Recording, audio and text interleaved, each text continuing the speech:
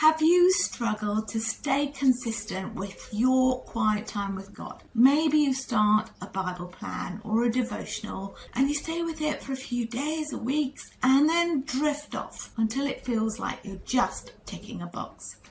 I'm Bev Jessup and I help Christian emptiness women move from feeling overwhelmed, distant from God and unsure of their creative voice to a life of peace, purpose and vibrant faith through my spirit-led sketch method that blends simple Bible study, art journaling and prayerful creativity. I'm on a mission to go through the Gospel of Matthew chapter by chapter, and in each video you'll watch me illustrate the chapter in watercolor while I share reflective questions and ask you creative spirit-led questions so that you can paint, pray and journal along with me. If you haven't seen previous chapters yet, please subscribe to the channel and tap the bell notification so that you won't miss any future episodes.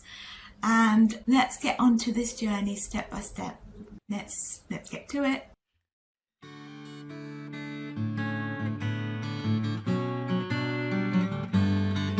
Part of being disciplined with reading the Bible is to actually do it yourself. And so I would like you to pause the video and read Matthew 16 on your own. And then afterwards, you'll be able to see me creating a piece of art and reflecting on it as I do so. So I see you there. Creative part with the pens and the watercolors, I'd love to invite you into something special. I've created a free 36-minute creative calm workshop at christianartjournaling.com/free workshop. Inside you'll discover a spirit-led 3-step framework to hear God's voice creatively. Learn how to release anxiety with simple watercolor and scripture, and create a page you'll love even if you think you can't draw. It's the perfect next step after reflecting on today's Bible reading. Just click the link in the description to watch it anytime. Now let's get to our colours and start creating together.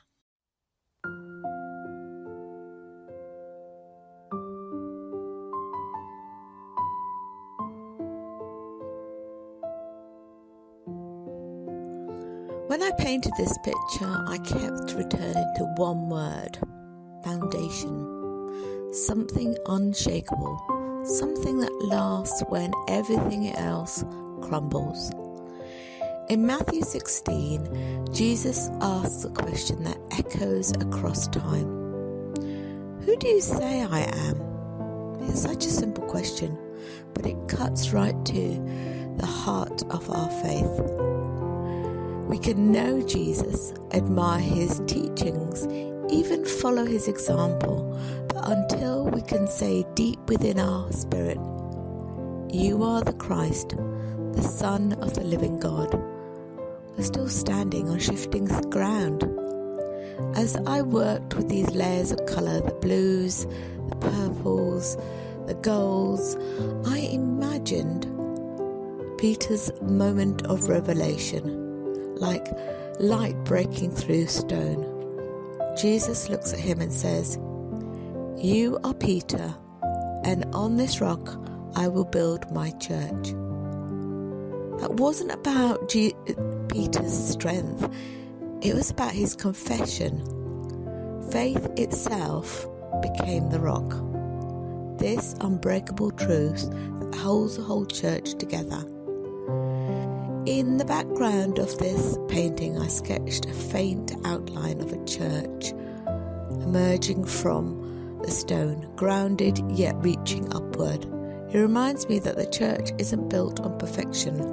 You can see my lines aren't really perfect, but on people who have met Jesus personally, people whose hearts have been transformed by his grace. And even these people are not perfect. But the more I painted, the more I thought about how fragile we can feel at times. And yet, when we anchor our identity in Christ, there's a quiet strength that rises from within us. Because faith isn't loud. It's not always certain. Sometimes it's just the steady whisper of trust. A prayer breathed through tears, a hope held when the evidence says otherwise.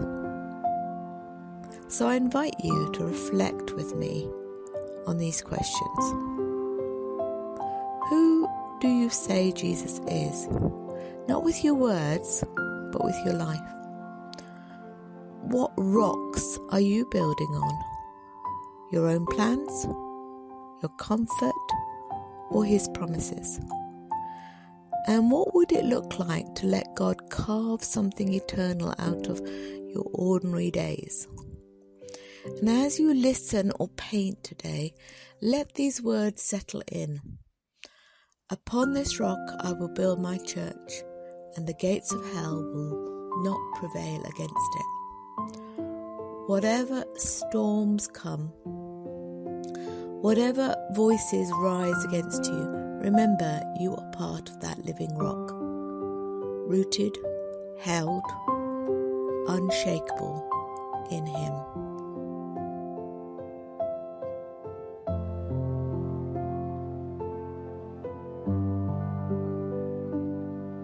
And if today's time with the Word blessed you, then you might like to go a little bit deeper with the workbook study guide, which is up here, and I've left the link down in the description.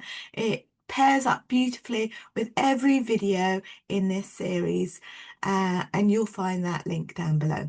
So if you are longing for more than just a single video and you want to join a community of like a global sisterhood of women who love joining their creativity with their faith, then come and join us in the Creative Sanctuary.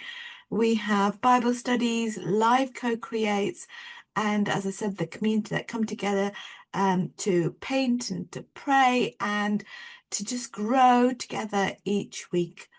So all the links are right below, and all the tools and things like that that I use are down below as well. So don't forget to like, subscribe, and share your thoughts in the comments, and maybe tell me what resonated with you in Matthew. And if you want to watch the previous chapters, you'll see the videos up here somewhere. And I can't wait for you to meet all the people in the Creative Sanctuary and see you in the next chapter. Bye for now.